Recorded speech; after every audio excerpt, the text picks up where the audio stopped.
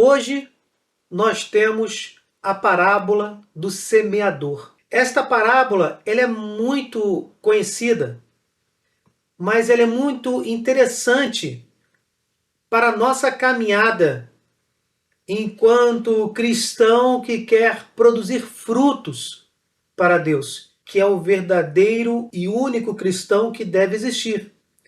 Aquele que quer ser realmente cristão, mostrando a sua fé, refletindo a sua fé em boas obras. Quando os pais do protestantismo utilizaram a frase "o justo viverá pela fé", dizendo que bastava a fé para salvar, nós tínhamos aí um argumento completamente falso.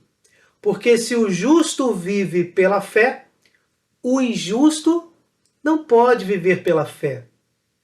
Ou seja, aquele que realmente manifesta uma autêntica fé produz justiça. A própria frase, destacada maliciosamente ou não das Sagradas Escrituras, esta própria frase em si traz a verdade. Não é necessário, por exemplo, recorrer à carta de Tiago, onde ele diz, inspirado pelo Espírito Santo, que os demônios acreditam, ou seja, têm fé segundo essa concepção pequena, têm fé, eles acreditam e tremem diante de Deus. E conclui dizendo, a fé sem obras é morta. O cristão ele precisa manifestar a sua fé dia após dia. E essa parábola do semeador, ela nos exemplifica essa dinâmica, porque a fé é dom de Deus, é virtude teologal. Ninguém pode se vangloriar e dizer, eu tenho fé, é uma obra minha. Não, a fé é dom que Deus dá. Portanto, não é mérito meu. Nesta concepção, não é mérito nosso. Nessa concepção, portanto, nesse entendimento, o único mérito que eu tenho é de utilizar a vontade que está na minha alma humana, que também foi criada pelas mãos de Deus. Indiretamente é mérito de Deus. A única participação minha é praticar esta vontade, esse livre-arbítrio. A alma humana já é produzida pelas mãos de Deus, já é, podemos dizer assim, mérito de Deus. A fé é dom que Deus nos dá. Portanto, para eu dizer, fiz algo que seja mérito meu, eu só posso estar me referindo ao meu sim, diante desta fé que me é dada, ou ao meu não. Por isso a parábola vai dizer que existe o terreno pedregoso, aquela alma que ouve, recebe a palavra de Deus, mas ela se perde no caminho. Temos também o terreno no meio dos espinhos, que é aquela palavra recebida em uma alma que, na primeira perseguição, desiste de ser de Deus.